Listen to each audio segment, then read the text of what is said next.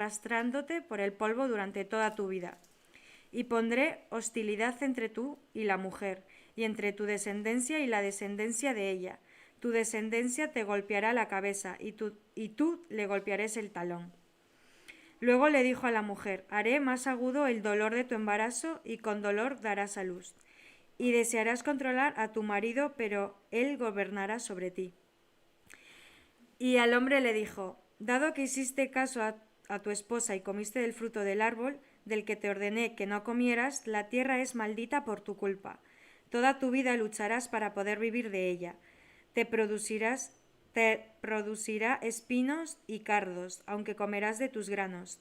Con el sudor de tu frente obtendrás alimento para comer hasta que vuelvas a la tierra de la que fuiste formado, pues fuiste hecho del polvo y al polvo volverás. Vale. Después el hombre, Adán, le puso a su esposa el nombre Eva, porque ella sería la madre de todos los que viven. Y el Señor Dios hizo ropa de pieles de animales para Adán y su esposa. Luego el Señor Dios dijo: miren, los seres humanos se han vuelto como nosotros, conocimiento del bien y del mal. ¿Y qué ocurrirá si toman del fruto del árbol de la vida y lo comen? Entonces vivirán para siempre. Así que el Señor Dios les expulsó del jardín del Edén y envió a Adán a cultivar la tierra de la cual él había sido formado. Después de expulsarlos, el Señor Dios puso querubines poderosos al oriente del jardín de Edén y colocó una espada de fuego ardiente que destellaba al moverse de un lado al otro, a fin de custodiar el camino hacia el árbol de la vida. Amén. Hasta ahí la palabra del Señor. ¿Quieres orar para que el Señor nos bendiga? Escucharle. Gracias, Señor, por este día, Señor, por permitirnos estar aquí, Padre Santo. Amén. Que hoy tu palabra sea edificante para todos nosotros los que estamos Amén. aquí, Señor, y que todos podamos salir renovados, Padre. En el nombre tuyo, Señor. Amén. Amén. Amén. Gracias, Luana, gracias. Bueno, un texto tan conocido, tan usado, tan leído, ¿verdad? Pero que seguro hoy el Espíritu Santo lo va a hacer nuevo en cada uno de nosotros.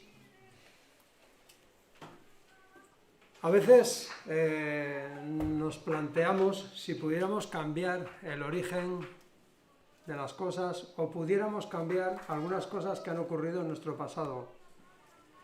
¿Cuántos de los que estamos aquí no hubiéramos cambiado alguna cosa que hemos hecho o hemos dicho de la cual nos hemos arrepentido?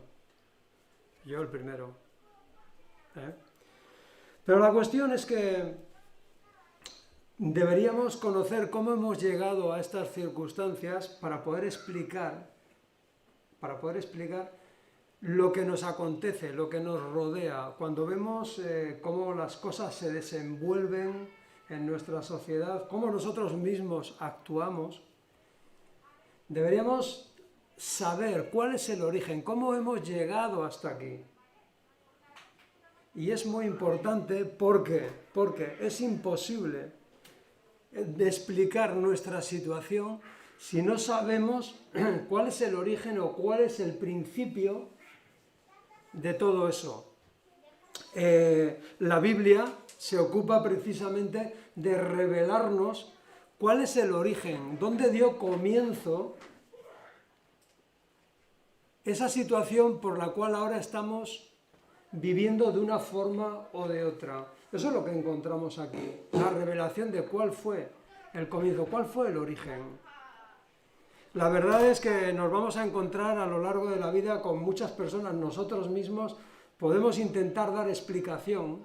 Los psicólogos tratan de dar explicación por qué el hombre se comporta como lo está haciendo. ¿Por qué tanta atrocidad? Si todos sabemos y todos, yo creo que en la mayor parte de la humanidad, si preguntáramos ahora quién no quiere la paz, quién quiere la guerra, posiblemente nadie contestaría yo quiero la guerra.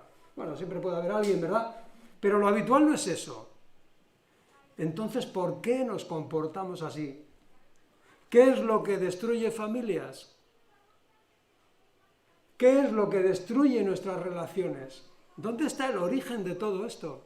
¿Por qué no lo puedo solucionar? Hace poco, esta semana pasada, escuchaba acerca de algo muy interesante. Dice que los psicólogos hoy en día tienen una abrumadora actividad. Dice que oía a un psicólogo que decía, de estar casi sin clientes, ahora no me faltan horas al día para atender a personas. ¿Por qué? Si el ser humano ha adelantado tanto en ciencia, en conocimiento, ¿qué nos está pasando?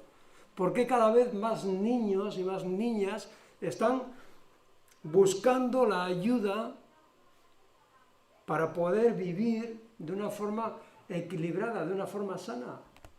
¿Por qué no decirlo? Libres de tanta tiranía. Bueno, la Biblia nos dice cuál es el origen, pero también nos dice cuál es la solución, ¿verdad? Mirad, no sé, vosotros seguramente hayáis visto esta película. Ahora hay varias películas que hablan acerca del pasado y del presente y del futuro también, ¿no? Y son atractivas. De hecho, hay una película de 1985 que se titula Regreso al futuro. No sé si alguno la habéis visto, ya hay una trilogía, son 3. Regreso al futuro 1, 2 y 3. Yo la verdad que no he visto las 3, pero he visto parte de la 1 entera, ¿no? Y si no recuerdo mal, había un chico que se llamaba Marty, que era amigo de un investigador loco que se llamaba Doc, y que era un científico, y que había hecho una máquina que se llamaba DeLorean, esta máquina que viajaba en el tiempo. La cuestión es que un error hace que en lugar de ir al futuro vayan al pasado. Y acaba en 1955, que es justo cuando se van a conocer sus padres. Todavía no se habían casado y él, por supuesto, no había nacido. ¿Qué ocurre? Que él interfiere en la relación de su futuro padre y futuro madre y tiene que hacer todo lo posible para que se conozcan, se encuentren y pueda nacer él. Dices, bueno, qué curioso, es una historia, ¿no? Esto no es real. Ellos vuelven atrás y él casi interfiere en el pasado. Eso no ocurre en la realidad. La realidad es que nuestro pasado nos envuelve y nos lleva en una dirección. Yo estoy envuelto en la historia de este hombre y si él no hubiera nacido yo no estaría hoy aquí. O sea que todos estamos heredando de nuestros ancestros muchas cosas, ¿verdad? Pero ese pasado solamente hay uno que puede cambiar las consecuencias y los efectos de ese pasado en nuestra vida. Ahora tenéis otras series también muy interesantes, no sé si hay una bastante conocida en las plataformas, ¿no? La de Outlander, la de Forastera y tal, que algunos igual, no, a mí no me parece ni más ni menos, ¿no? Pero bueno, yo remitiría a esta historia de Regreso al futuro, que es donde este niño vuelve con el científico este y casi altera el pasado de sus padres, aunque luego no lo hace, lógicamente, no podemos alterar el pasado. Hay una persona, C.S. Lewis, uno de los escritores que más me aporta a mí, que tiene una frase, C.S. Lewis tiene una facilidad que no muchos tenemos. C.S. Lewis puede decir en muy pocas palabras cosas muy profundas y enseñar muchas cosas, ¿no? Él dice en una de sus frases, no puedes volver atrás y cambiar el principio. Como pasa en estas películas, ¿no? Que a veces parece que van a cambiar el pasado, ¿verdad? Dice Lewis, no puedes volver atrás y cambiar el principio. Pero cuidado, puedes comenzar donde estás, donde te encuentras y cambiar el final, tu final. A fin de cuentas, de eso trata el Evangelio. Arrastramos un pasado, hemos vivido una serie de cuestiones que nos afectan, pero Cristo nos dice, yo he venido para cambiar tu situación y darte un futuro. No tienes por qué estar pagando las consecuencias si crees en mí y te arrepientes. El Evangelio va de ahí. Si yo me arrepiento y yo confío en Él, Él me garantiza una vida eterna.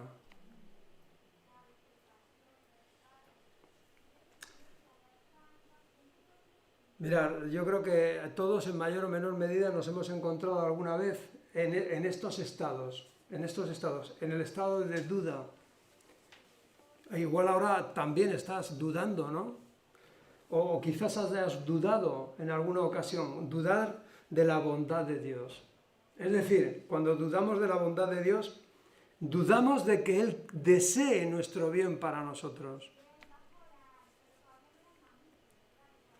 ¿Te encuentras ahora en esa situación, quizás dudando de quizás Dios de verdad, Dios quiere el bien para mi vida? O tal vez un estado de desaliento. ¿Por qué viene el desaliento a nuestra vida? Porque nos miramos a nosotros mismos y no estamos mirando a Dios. Cuando estamos constantemente mirando cuál es nuestra situación, cuál es nuestro estado, y no estamos mirándole a Dios, viene el desaliento a nuestra vida. Un estado de confusión. Quizás vemos como bueno lo que realmente Dios dice que es malo, o vemos como malo lo que Dios dice que es bueno.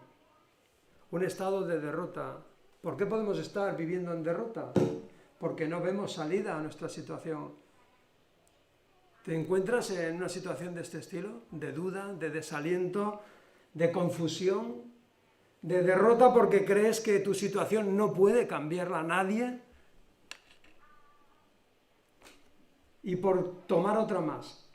Estás en un estado de demora. Hay una palabra que es muy difícil de pronunciar, procrastinar. Es dejar para mañana lo que tienes que hacer hoy.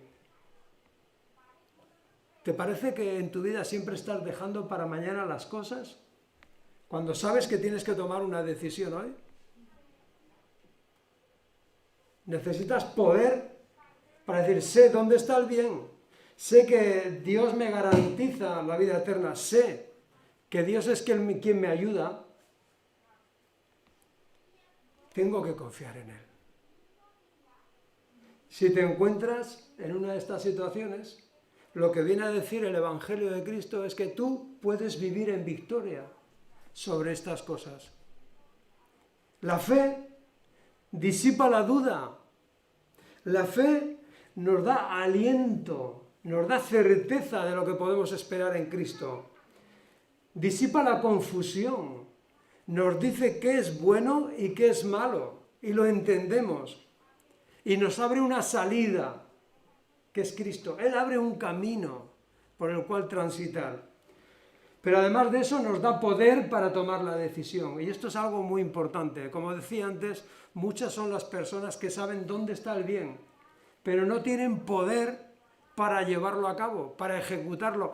Y Cristo nos está diciendo que por medio de su Espíritu Santo, Él nos va a dar ese poder que necesitamos para no dejar para mañana lo que tengo que hacer hoy. Lo que Él me muestra que es bueno. Mira, os voy a llevar a una conversación muy interesante. Estamos hablando del pasado y de las consecuencias del pasado en mi vida que hacen que esté en una situación determinada. Mira, hay una conversación muy interesante de Jesús en el capítulo 8 de Juan, a partir del verso 12. Y la vamos a leer porque es increíblemente aleccionadora. Juan 8, desde el versículo 12. Dice, Jesús habló una vez más al pueblo y dijo, yo soy la luz del mundo. Si vosotros me seguís, no tendréis que andar en la oscuridad, porque tendréis la luz que lleva a la vida. Cuando hay luz no hay dudas. Cuando hay luz no hay tinieblas. Dice el verso 13, los fariseos, que estos eran unos hombres religiosos, que tenían una cierta edad, que tenían mucha experiencia, que tenían un pasado, que tenían una formación, dice, estos fariseos les respondieron, tú haces esas declaraciones acerca de ti mismo, un testimonio así no es válido. Estas afirmaciones, dice Jesús, sí son válidas, aunque las digo de mí mismo. Y fíjate, aquí te quería traer. Pues sé de dónde vengo y a dónde voy, pero eso es algo que vosotros no sabéis de mí. Estas palabras tienen una profundidad increíble. Verso 15. Vosotros me juzgáis con criterios humanos, pero yo no juzgo a nadie. Pero bueno, si lo hiciera, mi juicio sería correcto en todo sentido, porque no estoy solo. El Padre quien me envió está conmigo. La misma ley de vosotros establece que si dos personas concuerdan en algo, su testimonio se acepta como un hecho. Yo soy uno de los testigos y mi Padre quien me envió es el otro. ¿Dónde está tu Padre?, le preguntaron. Y Jesús contestó, como vosotros no sabéis quién soy yo, tampoco sabéis quién es mi Padre. Si me conocierais a mí, también conoceríais a mi Padre. Jesús dijo todo esto mientras enseñaba en la parte del templo conocida como la tesorería, pero no lo arrestaron porque aún no había llegado su momento. Y quiero que os paréis en ese versículo 14 y 15 y en este 19. Como vosotros no sabéis quién soy yo, tampoco sabéis quién es mi Padre. Esto es tremendo. Esto es tremendo. Porque está diciendo Jesús, o sea, es decir, para conocerme a mí tenéis que conocer a mi Padre y para conocer a mi Padre me tenéis que conocer a mí. Y esas palabras que dice Jesús, yo sé de dónde vengo y a dónde voy. Y la pregunta que nos podríamos hacer en esta mañana, todos aquí, es, ¿sabes de dónde vienes? Posiblemente sí. Pero la segunda pregunta sería, ¿y sabes a dónde vas? Porque con Cristo tienes garantía de que vas a tener una vida en eternidad a su lado.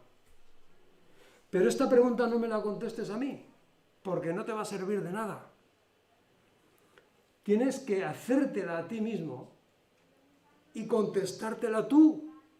¿Sabes de dónde vienes? ¿Sabes a dónde vas?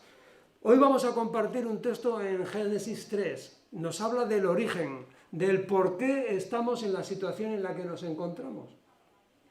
Pero no solamente eso, nos dice cuál es la salida. Ese verso 15. Porque nosotros a veces nos vemos, hacemos como Eva, ¿verdad? ¿Qué hacía Eva? Eva centraba su mirada no en todo lo que Dios le estaba ofreciendo. Y esto es muy importante. Eva se centraba, miraba en aquello que no tenía, pero que deseaba. Y de esa manera dejaba de disfrutar de todo lo que sí tenía y no lo disfrutaba. Y nosotros muchas veces somos así. Dios nos ofrece, nos da para que disfrutemos mucho más de lo que necesitamos, mucho más de lo que pudiéramos pedir. Y sin embargo, tenemos esa tendencia a pensar en aquello que nos falta y somos infelices. En lugar de disfrutar de todo lo que Dios nos da, pensamos en lo que no tenemos y dejamos de disfrutar de la abundancia que nos rodea. Vamos al versículo 15 de este capítulo 3, porque eso es lo que se ha llamado, o lo que se ha dado en llamar, el protoevangelio, es decir, el génesis del evangelio, el anuncio del evangelio. Este es el primer versículo de la Biblia que ya habla abiertamente de lo que va a hacer Cristo. Es muy importante. Los que estamos haciendo el SEAN, ahí hemos puesto una M, ¿no?, de Mesías. Nos habla del Mesías. En nuestras Biblias tenemos una M grande, M, Mesías. Dice, pondré hostilidad, en otras versiones dice, pondré enemistad entre tú y la mujer. Le está hablando a la serpiente. Dios le está hablando a ese ser, que podemos pensar que es una serpiente. Vamos a quitarnos esa imagen de la cabeza porque es totalmente diferente, era algo atractivo, pero le está hablando a ese ser, le está hablando Dios a ese ser. Dice, entre tú y la mujer, entre tu descendencia y la descendencia de ella. Es decir, esa enemistad, esa hostilidad que se iba a generar entre ese ser, la serpiente, y Eva, no solamente les iba a afectar a ellos dos, les iba a afectar a toda su descendencia. ¿Qué está enseñándonos la palabra? Que nuestro pecado no solamente nos afecta a nosotros, afecta a muchas más personas. No valoramos suficientemente la obra de Cristo en la cruz hasta que no comprendemos la gravedad de nuestro pecado. Mira, según vamos avanzando en el camino cristiano, según vamos avanzando siguiendo a Cristo, van viniendo a nuestra mente, a nuestro recuerdo, cosas que hemos hecho incluso en la infancia, que antes no considerábamos pecado, pero que el Espíritu Santo nos revela que eran auténticos pecados y que pudimos hacer daño a gente. ¿Cuánto daño pudimos hacer en nuestra adolescencia? A amigos, amigas, que les enseñamos falsedades, mentiras. ¿Cuánto daño pudimos hacerle? Bueno, pues por eso también murió Cristo. Y por eso también tengo que arrepentirme. No somos capaces de entender la magnitud de la obra de Cristo en la cruz a nuestro favor, hasta que no nos paramos y meditamos y consideramos cuánto nos ha perdonado. Pero es que incluso en la infancia más tierna, hostilidad y enemistad. Mira, si has decidido seguir a Cristo, te has granjeado la enemistad del mundo. Eso dice Dios. El que es amigo del mundo no puede ser mi amigo. Y dice aquí ya en Génesis, dice, pondré hostilidad. ¿Quién va a poner esa hostilidad? Dios mismo. Yo pondré hostilidad entre tu simiente y su simiente. Y hay unos hijos de Dios y hay personas que viven bajo la influencia del mal y que no quieren vivir a la luz de Cristo ni a la luz del Evangelio, que lo rechazan abiertamente. Y si tú has decidido seguir a Cristo, te vas a encontrar que ese mundo no te desea. No desearon a Cristo. Y no te va a desear a ti. ¿Eso quiere decir que tengo que odiar a todas las personas que no se dicen creyentes? ¡No! La palabra dice que tienes que amarlos, porque Cristo murió por todos ellos, igualmente. Tienes que vivir en un mundo que odia a tu Señor, que odia a tu Maestro, que rechaza a tu Maestro, amándolo.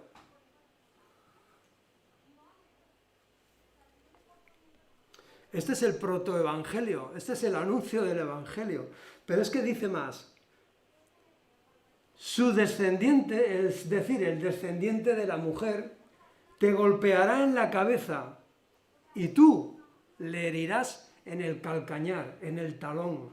¿Qué significa que sería herida esa serpiente? Sería herida en la cabeza, que sería herida de muerte. Que esa obra en la cruz proporcionaría la victoria que necesitamos para no vivir esclavos del pecado. Es decir, la obra de redención. Esa palabra es muy religiosa, cámbiala. Pon la obra de liberación. ¿No te gusta? Pon la obra de rescate que Dios hace. Cualquiera de ellas te puede servir. El caso es que Él pagó por mi alma y por tu alma, para que no tengamos que vivir esclavos de nuestro pasado. Cristo vino a romper toda cadena que heredamos de nuestro pasado. Cristo libera, lo estábamos cantando. Entonces, cuando nosotros vivimos esclavos, con dudas, en derrota, cuando vivimos con desaliento, con confusión, cuando dejamos las cosas para mañana, no estamos viviendo en la victoria que nos está ofreciendo Cristo.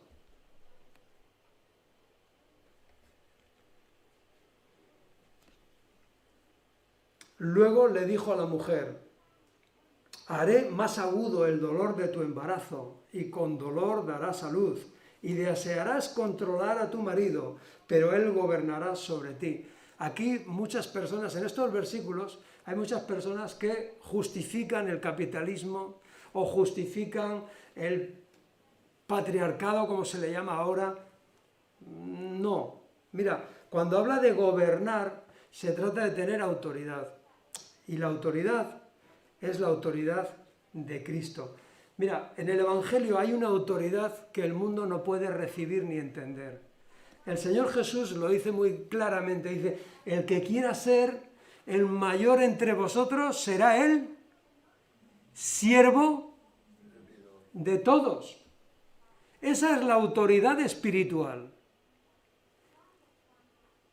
El marido no tiene autoridad sobre la mujer ni para maltratarla, ni para someterla, ni para explotarla.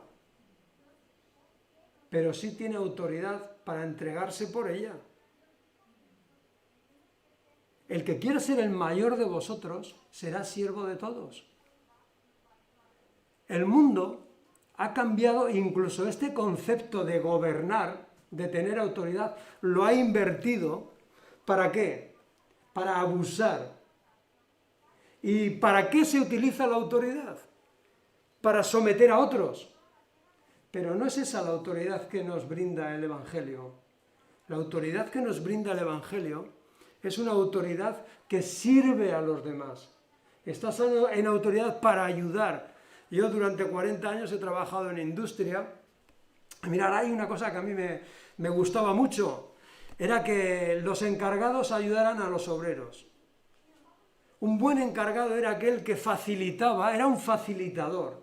Era una persona capaz de resolver problemas. Y se ganaba la autoridad de los obreros. ¿Pero por qué?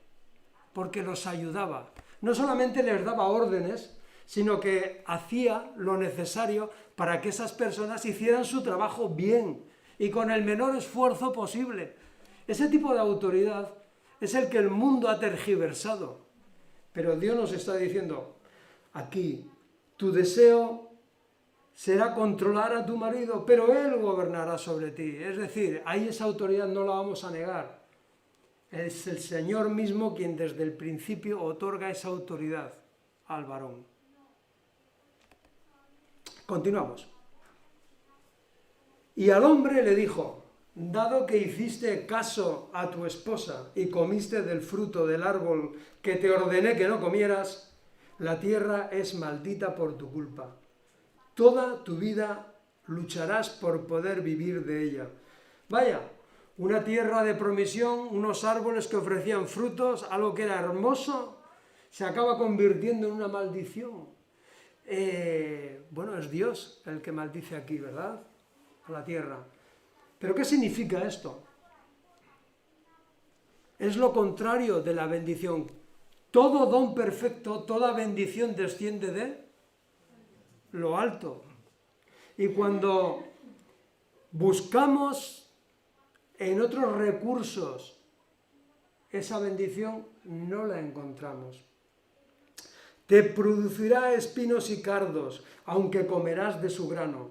Con el sudor de tu frente obtendrás alimento para comer hasta que vuelvas a la tierra de la que fuiste formado, pues fuiste hecho del polvo y al polvo volverás. Solamente un par de detalles. Hay gente que confunde esto, ¿verdad? Y donde dice comerás del sudor de tu frente, dice comerás del sudor del frente. Es una broma, ¿verdad? Pero hay muchas personas que también esto lo han invertido. También en el esfuerzo, en el trabajo y en la labor, la palabra tiene muchas instrucciones. Dice el Señor, por medio de Pablo, dice el que no trabaje, que no coma. Dice en otra parte, dice el que robaba, que ya no robe, sino que trabaje. Y así tendrá que compartir con los demás. O sea, cuando trabajamos y nos esforzamos por tener nuestro sostenimiento, no debería limitarse nuestra visión a tener lo suficiente para comer y para guardar dinero, sino que deberíamos de tener una visión mucho más elevada. Y es la de, con lo que produzco, colaboro con la sociedad, colaboro con los demás, me esfuerzo, pero me esfuerzo no solamente por mí, sino también por los demás. ¿Ese es el pensamiento que tenemos del trabajo? Muchas veces no. Muchas veces no. Pero el Señor dice, tendrás que esforzarte para poder sostenerte. Ahora, tú como hijo de Dios, como creyente, deberías ir más allá. Es decir, no solamente quiero ganarme el pan con el sudor de mi frente, sino que quiero colaborar con la sociedad donde Dios me ha puesto y colaborar con quienes más lo necesitan. ¿Qué te parece? No va a ser algo fácil, ¿verdad? Es decir, claro, la tierra no me va a dar todo según yo lo vaya solicitando. Tengo que esforzarme. Pero déjame que te diga algo. Y es algo que lo he compartido con muchos hermanos. Aparte del principio de trabajar para tener que compartir con los demás, hay algo que siempre me ha llamado muy poderosamente la atención. Frente al pecado, Dios pone un tratamiento, que es la obra de Cristo, lógicamente, pero hay un apartado también, que es el trabajo. El trabajo a las personas les da un sentido de realización que no se lo da ninguna otra cosa. Yo sufro mucho cuando veo tantos jóvenes tan bien preparados y que no tienen cómo desarrollar lo que han aprendido. Me duele como cristiano ver tantos jóvenes que están buscando su primer trabajo. Mira, los jóvenes no necesitan tanta ayuda, necesitan trabajar y desarrollarse. Necesitan aplicar lo que han estudiado. Necesitan desarrollarse como personas, aportar a la sociedad. Y esto es algo que quizás no lo estamos haciendo bien. Yo animo a los jóvenes a que estudien, se preparen. Más allá de eso, que Dios les dé un trabajo en el cual poder desarrollarse como personas. Verso 20. Después el hombre, Adán, le puso a su esposa el nombre de Eva, porque ella sería la madre de todos los que viven. Y el Señor Dios hizo ropa de pieles de animales para Adán y su esposa. Mira, antes de seguir adelante, quería que te fijaras en el verso 18. Dice que la tierra te producirá espinos. ¿En qué otra parte de la palabra de Dios aparecen los espinos? En la corona de Cristo. En la corona. Él vivió durante 30 años trabajando con José en una carpintería. Era el carpintero, hijo de José el carpintero. Cuando fue a la cruz, lo coronaron, pero de espinas. A veces pensamos que nuestra situación es muy delicada, es dolorosa, es porque no ponemos nuestros ojos en todo lo que tuvo que pasar él. Pero él pasó por lo mismo que estamos pasando nosotros. Tuvo que trabajar, tuvo que sufrir, pero eso sí, sin pecado. Ahora lo veremos. Dice, y el Señor, verso 21, y el Señor hizo ropa de pieles de animales para Adán y su esposa. Aquí tenemos la primera indicación de que la remisión de pecados necesariamente se haría a través del derramamiento de sangre. Porque dice la palabra, sin derramamiento de sangre no hay remisión de pecados. El pecado es tan importante que no basta con unas hojas de higuera, ¿verdad? A veces nosotros nuestro pecado lo tratamos a la ligera. Cuidado con eso. Cuidado.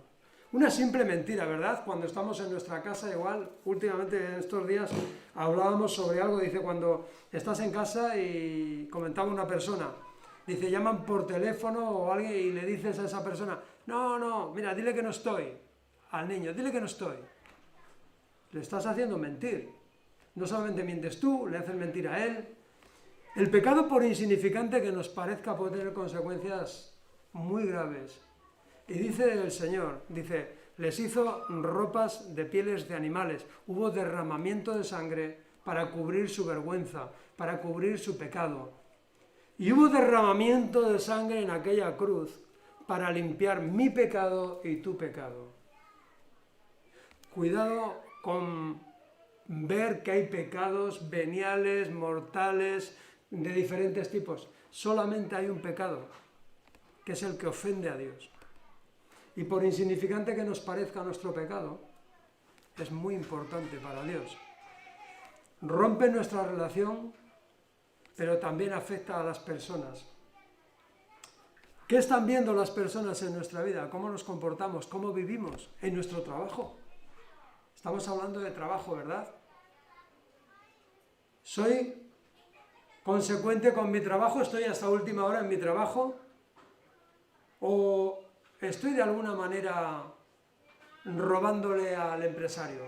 Y si soy empresario, ¿estoy robándole lo que le tengo que dar al obrero? Todo eso es pecado.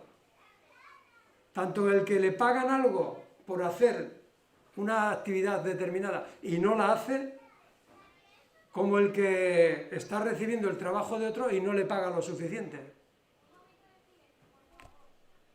O en nuestra casa. ¿Qué actitud estamos teniendo frente? A veces vemos la explotación, vemos el pecado a niveles generales de guerras, de violencia, de robos, de bancos. Y nosotros, en nuestra casa, en nuestro día a día, ¿qué están viendo nuestros hijos?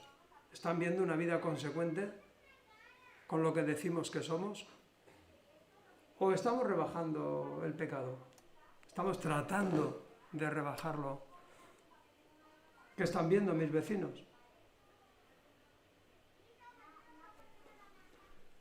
Verso 22. Luego el Señor Dios dijo, miren, los seres humanos se han vuelto como nosotros, con conocimiento del bien y del mal. ¿Y qué ocurrirá si toman el fruto del árbol de la vida y lo comen? Entonces vivirán para siempre. Así que el Señor los expulsó del jardín del Edén y envió a Adán a cultivar la tierra de la cual él había sido formado. Después de expulsarlos, el Señor Dios puso querubines poderosos al oriente del jardín del Edén y colocó una espada de fuego ardiente que destellaba al moverse de un lado a otro, a fin de custodiar el camino hacia el árbol de la vida. Cuando hablamos de árbol de la vida, no sé a vosotros, a mí siempre me viene un tronco, más que un tronco, un madero, ¿verdad? Un madero que se bañó con sangre, precisamente.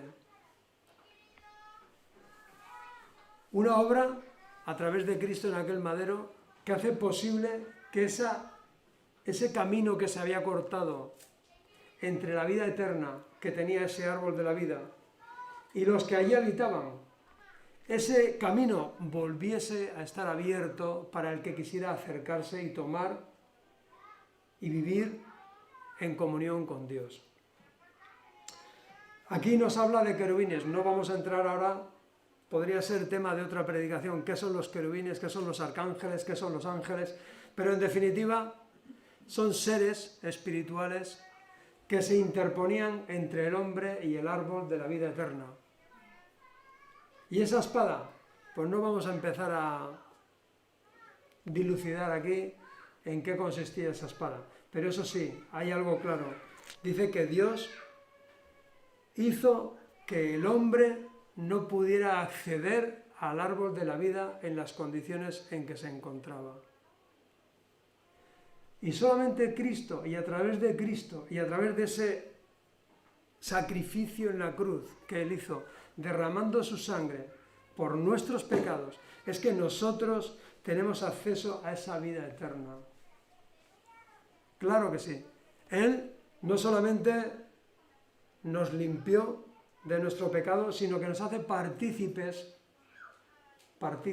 de lo que Él es, poniendo su espíritu en cada uno de nosotros. Quisiera acabar con un texto de Romanos 5, que ha hablado de esto, y yo creo que lo hace mucho mejor que yo.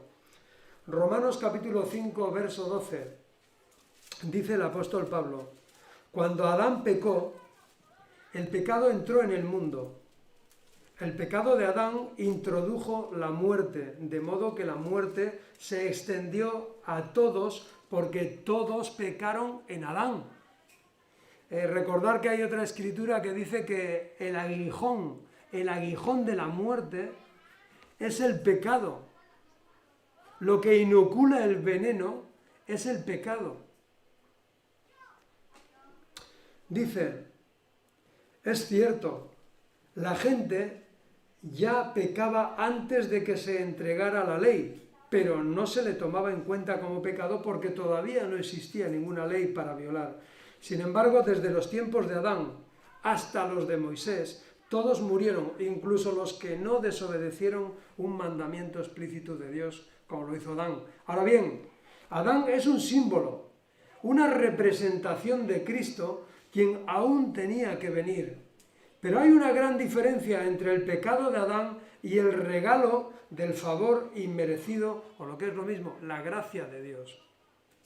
Pues el pecado de un solo hombre, Adán, trajo muerte a muchos, pero aún más grande es la gracia maravillosa de Dios y el regalo de su perdón para muchos por medio de otro hombre, Jesucristo. Y el resultado del regalo, del favor inmerecido de Dios, es muy diferente a las consecuencias del pecado de ese primer hombre. Pues el pecado de Adán llevó a la condenación, pero el regalo de Dios nos lleva a ser hechos justos a los ojos de Dios. A pesar de que somos culpables de muchos pecados, pues el pecado de un solo hombre, Adán, hizo que la muerte reinara sobre muchos. Pero aún más grande es la gracia maravillosa de Dios y el regalo de su justicia, porque todos los que lo reciben, vivirán en victoria sobre el pecado y la muerte por medio de un solo hombre, Jesucristo. Alabado sea su nombre.